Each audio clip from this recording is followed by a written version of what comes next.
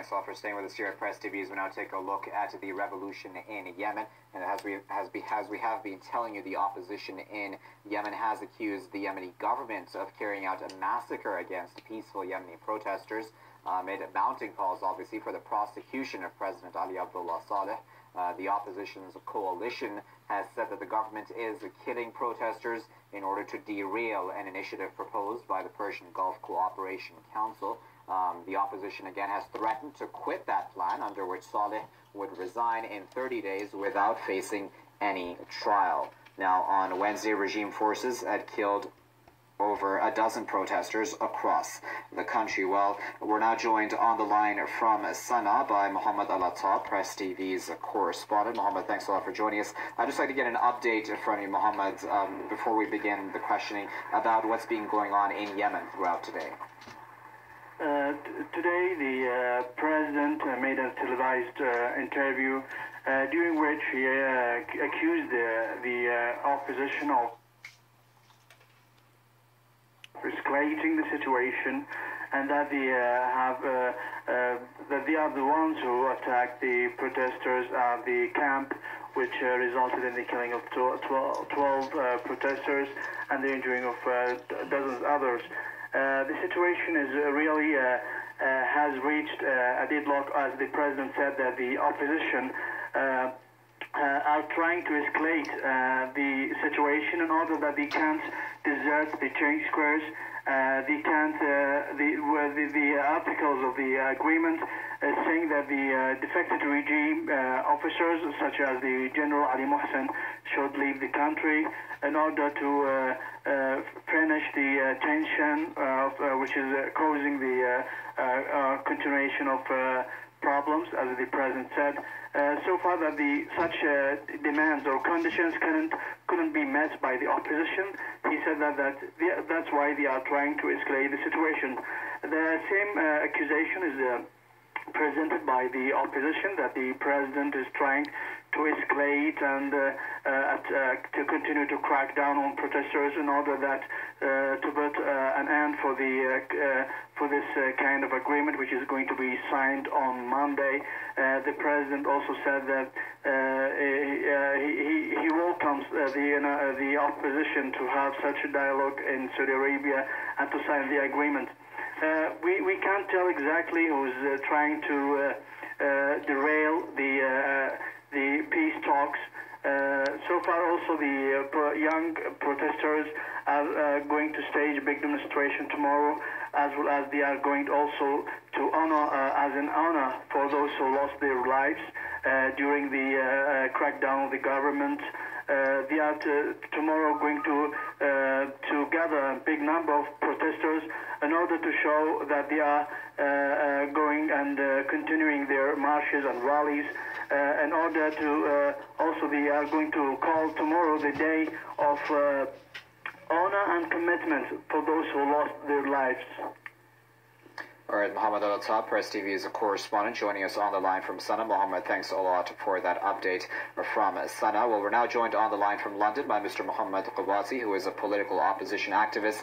He's also been the former advisor to the Yemeni Prime Minister and has also been a former Yemeni ambassador to Lebanon and Cyprus. And we're also joined on the line from Washington by Mr. Munir Al-Mawari, who is a Yemeni freelance journalist. Again, who, like I said, joining us on the line from Washington. Gentlemen, thank you both for taking your time to speak to us here at Press TV. Ambassador Qubaty, I'd like to start with you and ask you, about the fact that the opposition has now said and threatened, i.e. that it may quit this plan, which it essentially signed on to, in which Mr. Saleh is given immunity from prosecution. I'd like to ask, I don't want to be too harsh about this, but I wanted to ask, did the opposition ever really expect Mr. Saleh to go so quietly? I think the president is now cornered. He's finding himself that he will soon have to leave the country if he's going to stick to the agreement, which we are expecting a UN envoy to reach to Sana'a, perhaps on Saturday. Perhaps the Secretary General himself would come there so that this agreement could stick. The president, I think, has all the time been playing, a ploy so that he could, by any means, turn the country into turmoil, push it into a civil war, and that's the only guarantee he feels that he would like, so that he might run away without getting prosecuted or followed or pursued legally for all the crimes which he has committed against humanity in Yemen, and for the embezzlement of funds which the people are actually now, and especially the youth and the people on the ground are actually asking for. So I think the whole situation is the president and his aides are trying to get the country into turmoil and chaos and push it into anarchy. I think that is my sort of assessment for the situation now as it stands. But tomorrow, while the youths are on the streets again and protesting, I think the president will feel the heat of the moment, and who knows, he might again sort of hit again with a tactic of trying to blow all agreements which the world is asking for. And I think our brothers in the GCC, we have all the time warned them that this man is untrustworthy. He doesn't mean what he says, and he never says what he means. He's just looking for any excuses to continue the rule by hook or by crook. And I think our people will eventually prevail, and he will not be able to push his agenda, which is quite a bloody agenda, as intended by him and his crooks. Right, Mr. Al-Mawari, I'd like to ask you, as well about this plan, which has now essentially come under threat by the opposition and even by President Saleh, who has said that if any Qatari representatives were to attend the signing, that he would not sign this document. Was this essentially this plan, this power transfer plan, doomed from the day it essentially was announced? I agree with what Ambassador Mohammed said about Saleh game. Ambassador Mohammed knows him better than all of us. He dealt with him, and he knows that he tried to buy time and create problems before any solving the problem.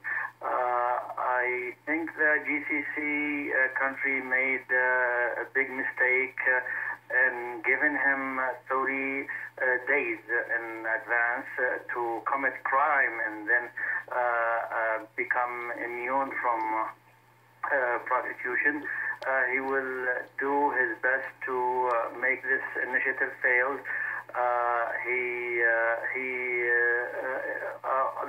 The only way for Saleh to test his credibility, the GCC should tell him to do this now or tomorrow. If they give him 1 week or 30 days, he will come up with 1,000 reasons to make excuse for not doing it. He will never resign under this initiative. I think he will do whatever to engage the country in civil war, to have a situation of stateless, so no one can go after him and after his asset, because he knows how many crimes he has been committing during the last 33 years. Ambassador Qubaty, I'd like to ask you, in yesterday's New York Times, an article raised a very interesting point, saying that, the likes of Hosni Mubarak of Egypt, they now face the humiliation, essentially, of a criminal investigation, a trial, and even possible imprisonment. But it argues that those who have opted to stick with the use of force in these Arab countries, such as Mr. Saleh, they have, in fact, retained power and appear to have leverage to, in fact, negotiate immunity, should they even leave. Do you agree with that sentiment, considering the fact that we do see that Saleh is still in power, and he hasn't been brought down yet, whilst Hosni Mubarak left very early and he is now facing imprisonment? I think that excuse has been used by him, and that's why the GCC, our brothers at the GCC countries, have been quite lenient with him. They tried to get him a very good deal, you know.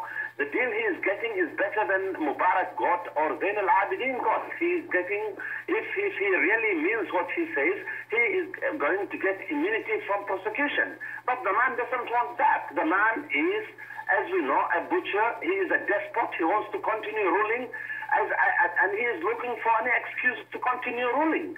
But he has had the chance, and I think if he squanders the chance, then he will end up not like Hosni Mubarak, perhaps worse than Hosni Mubarak. He might be, as I've said yesterday, he might be just facing the same fate as Ceausescu faced in Romania, or perhaps Gabo was faced in the African country of Ivory Coast. So the man is, I think our brothers at the GCC, if they want to see that this sort of situation, which is quite a grave situation, the man is holding the whole world at ransom. He is going to push the area into a grave situation whereby the security and peace of the whole region is threatened. I think they have got to use more leverage on him. He will only have to feel the heat of the moment by the GCC countries at least freezing his assets and showing him what we say in Yemen, the red eye. Not only that, I think our friends in the West, if they do mean to help the Yemeni nation and the Yemeni people sincerely, then they have got to really start those steps of freezing his accounts, not allowing any of his aides or neither him to move or issuing them with visas across the world. I think there are many other steps which our brothers in the GCC can use to bring this man into sense. Or he will still continue, pushing the country and the whole area into dangers which we can, I think we have got the means to stop him. But we need some more leverage, we need some more understanding from the GCC brothers, and I think that argument which was brought by the New York Times, I have read that article, but I think they're trying to compare the situation that the only way out is to stick. But it sticks until when? Yeah, eventually he'll have to come out. But if he comes out after that, then you lose everything. It's a losing situation whereby he'll be facing a very bad, I think worse threat than anybody else. If he's going to take this last chance and perhaps move, as I agree with Munir Al-Mawari, within 3-4 days leave the country, then he might be able to really, help himself and help his assistants to walk away. But I think our people have suffered a lot. The blood which he has shed in the country, he will pay for it eventually, and will be actually pursuing him everywhere, anywhere he goes in the world. This amnesty will never stick at all, especially since he started killing our brothers yesterday. He killed 12 in Sana'a, 3 in Aden, and he will continue this bloodshed because he is only a butcher and he has been using all these policies over the last 33 years. This man is responsible for a lot of killing across the country.